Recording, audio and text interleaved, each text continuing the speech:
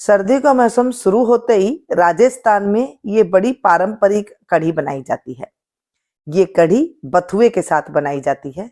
बथुआ हमारे शरीर के कोलेस्ट्रॉल को कम करता है। गठिया रोगों के लिए तो ये बहुत ही ज्यादा फायदेमंद है। बादी को रोगों को दूर दूर तक नहीं आने देता, ऐसी इसमें एक ताकत होती है। प्रोटीन से भरपूर है, आयरन से भरपूर ये माना जाता है। इसे लेने के बाद आपको इसकी बड़ी बड़ी डंठलों को अलग कर देना है और जो छोटी छोटी डंठलें है ना उसको रख देना है। उसके बाद इसे धो करके इसे चलनी में रख करके सुखा ले। जब ये सूख जाए तो इस तरह से बंडल बना करके और उसके बाद इसको एकदम बारीक बारीक कट करना है। जितना हो सके इसको बारीक ही काटना है, मोटा नहीं काटना है, नहीं तो टेस्ट नहीं आएगा। बथुआ के हम पराठे बनाते हैं, रायता बनाते हैं, सब्जी बनाते हैं, साग बनाते हैं, नाना प्रकार के व्यंजन बनाते हैं। सर्दियों में ये 2 से 3 महीने के लिए आता है। ये जो ज्यादा ठंड पड़ती है ना तो 2 महीना तो ये खूब आराम से हर जगह मिल जाता है। इसे जब हम खा लेते हैं ना, साल भर हमें दवाई लेने की जरूरत नहीं पड़ती है। ऐसे हमारे बड़े बुजुर्ग खाना बनाया करते थे। मीनू गुप्ता किचन में आपको पारंपरिक पुराने जमाने की रेसिपियां बताई जाती है जो आजकल हम भूल चुके हैं। हर चीज को भून के खाना, जरा जरा मसाला डाल करके बनाना, ये हमारी सेहत के लिए बहुत खतरनाक हो जाता है। कई बार पेट में इतनी गर्मी हो जाती है कि लीवर और किडनी पर भी इसका इफेक्ट आता है। चलिए जी, बथुआ हमारा कट करके तैयार हो गया है। अब हम इसकी कढ़ी कैसे बनाएंगे, इसके लिए हम लेंगे यहाँ पर हरी लहसुन। जैसे हरी प्याज आती है ना, ऐसे ये हरी लहसुन आती है। हम लोग सूखी हुई लहसुन का इस्तेमाल करते हैं, तो इस तरह ही हरी लहसुन में जब पत्ते आते हैं ये हम इसका इस्तेमाल करते हैं। सूखी हुई लहसुन से हरी लहसुन में ज्यादा मात्रा में ये गुणकारी होती है। अगर हम इसको ज्यादा मात्रा में भी खा लेते हैं ना तो ये नुकसान नहीं करती है। इसको लेकर के हम पत्ते के साथ यूज लेंगे। ऊपर की डंठल जो जड़ें हैं इसको आप काट दीजिए और इसे धो करके इस तरह से आपको फ्रेश कर लेना है। अब जो लहसुन है इसकी छोटी छोटी सी हम इस तरह से काटेंगे पीस को। वैसे आप रफली भी काट लीजिएगा, कोई बात नहीं, हम इसे कूटेंगे। आज हम कूट करके वो ही मसाले के साथ कढ़ी बना रहे हैं जो ओरिजिनल टेस्ट वाली गांव में आज भी बनाई जाती है।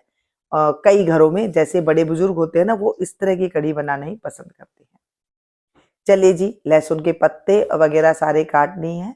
4 से 5 हरी मिर्ची लूंगी, उसको भी मैं मोटा मोटा रफली काट करके तैयार कर लेंगे।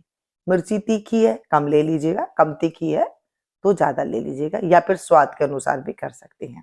जो हरे लहसुन और जब बथुआ के साथ हम मिला देते हैं, कोई भी पत्तेदार सब्जी बनाओ उसमें जब लहसुन की मात्रा डालते हैं तो उसमें और भी ज्यादा प्रॉपर्टी बढ़ जाती है।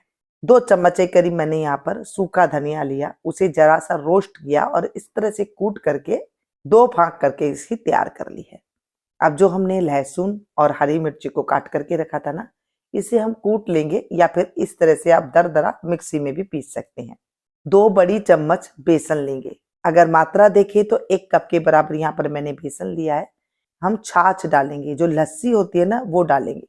4 से 5 कप के करीब इसमें हम लस्सी डाल देंगे और इसको हम अच्छे से मिक्स करेंगे। पहले थोड़ी मात्रा में आप छाछ डालें और इसको अच्छे से बिलोने के साथ बिलो लें।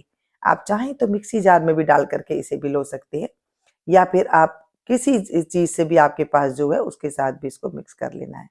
इसमें लम्स नहीं रहने चाहिए, मतलब कि बेसन की जो गुठलियां हैं वो नहीं रहनी चाहिए। अब इसमें 4 से 5 कप और मैंने दही जो लस्सी होती है वो मैंने डाल लिया है। लस्सी नहीं है तो क्या करें, दही को ले ले 1.5 कप, उसमें 5 से 6 कप के करीब पानी डाल करके उसे अच्छे से लस्सी के रूप में तैयार कर ले। अब 1 बड़ा चम्मच मैंने सरसों का तेल लिया, उसे धुआंधार गर्म करके थोड़ा ठंडा किया। 1 छोटी चम्मच राई दाना, 1 छोटी चम्मच हम डालेंगे जीरा। गैस की फ्लेम को बंद कर देंगे। जब राई दाना चटक जाए, गैस की फ्लेम को बंद करके जीरा डाले, फिर उसमें मेथी दाना डाले, 2 लाल मिर्ची साबुत डालेंगे और 2 पिंच के करीब हम इसमें डालेंगे हींग। मसाला जलना नहीं चाहिए। जो मेथी दाना है वो काला नहीं पड़ना चाहिए, ऐसे हमको आंच को रखना है। 1 प्याज लेंगे मीडियम साइज का, उसको बिल्कुल बारीक बारीक काट करके इसमें डाल देंगे। गैस की फ्लेम को ऑन करेंगे और इसको भूनेंगे। इसको हल्का सा ब्राउन करेंगे। वैसे तो हम अगर कढ़ी बना रहे हैं तो कच्चा प्याज भी डाल देते हैं तो चलेगा, लेकिन ये बथुए की कढ़ी बना रहे हैं तो इसको थोड़ा भूनना जरूरी है। अब मिर्च ये पक गई थी, ज्यादा करेंगे तो जल जाएगी, इसका फ्लेवर नहीं आएगा, तो हम इस मिर्ची को बाहर निकाल लेते हैं। और अभी देखिए जो प्याज है हमारी ब्राउन हो चुकी है, भुन करके तैयार हो गई है।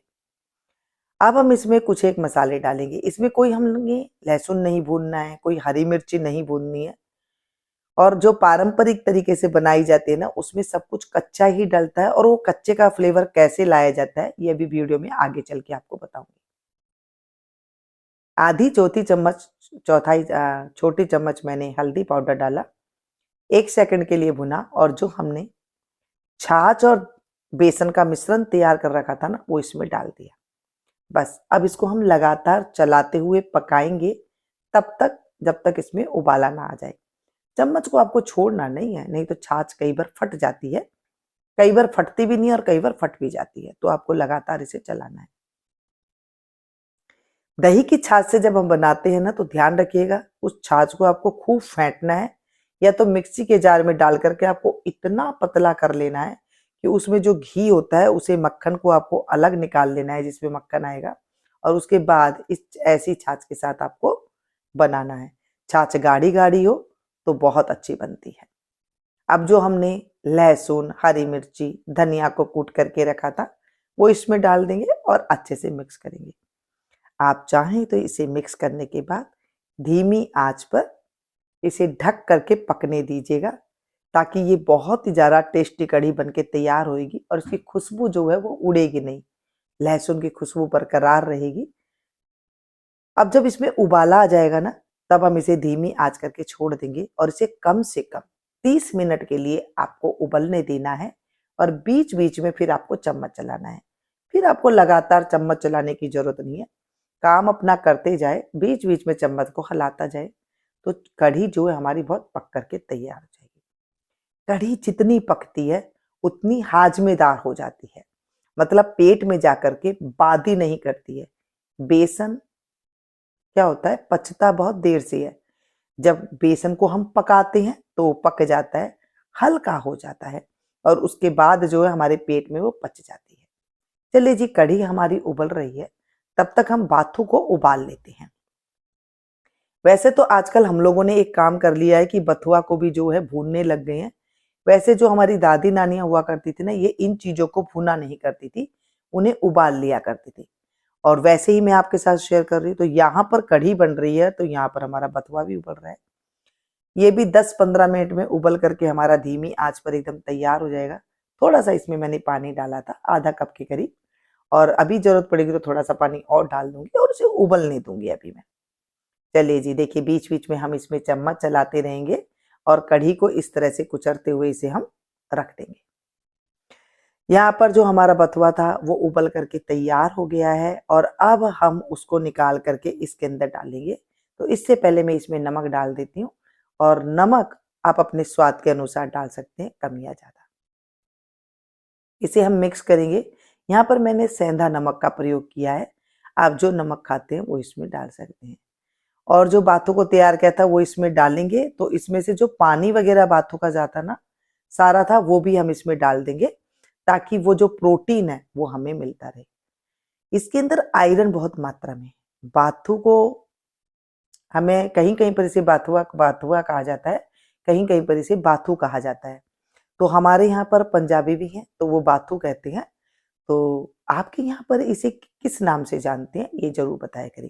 ये पारंपरिक रेसिपी, पुराने जमाने की रेसिपी, आप लोग किस किस शहर से देख रहे हैं, कहाँ कहाँ से देख रहे हैं, ये मुझे जरूर कमेंट करके बताइएगा, ताकि मुझे पता लग सके कि मेरी वीडियो आप लोग कहाँ कहाँ से देख रहे हैं। ये अच्छे से धीमी आंच पर पके और एकजुट हो जाए सारा मसाला वगैरह, तो ये हम इसे कढ़ी को इस तरह भी बना करके खा सकते हैं। इसमें तड़का वगैरह सारा लगाया हुआ है, लेकिन आपको और अच्छा चाहिए किसी मेहमान को दिखाने के लिए, तो आप इसमें एक तड़का लगा दीजिएगा, वो भी एकदम सिंपल तरीके से। अब इसे हम 5 मिनट के लिए ढक करके छोड़ देते हैं। 5 से 10 मिनट हो गई है कढ़ी को उबलते हुए। कढ़ी थोड़ी कम भी हो गई है, आप देख रहे हैं, और थिक भी हो गई है। जब ये ठंडी होगी तो और गाढ़ी हो जाएगी। चलिए जी, एक तड़का तैयार कर लेते हैं। 1 चम्मच हम लेंगे इसमें घी। घी जैसे ही पिघले गैस की फ्लेम को बंद कर दीजिएगा और अब इसमें 1 छोटी चम्मच लाल मिर्ची का पाउडर डालेंगे। देख रहे हैं आप, बिल्कुल भी तड़क नहीं रही है। मिर्ची को हम जब तेज तेल में घी में डाल देते हैं ना, वो जल जाती है, काली हो जाती है, टेस्ट अच्छा नहीं आता है। तो आप भी इस कढ़ी को बनाइएगा और बनाने के बाद मुझे जरूर कमेंट करके बताइएगा कि आपकी कढ़ी कैसी बनी थी।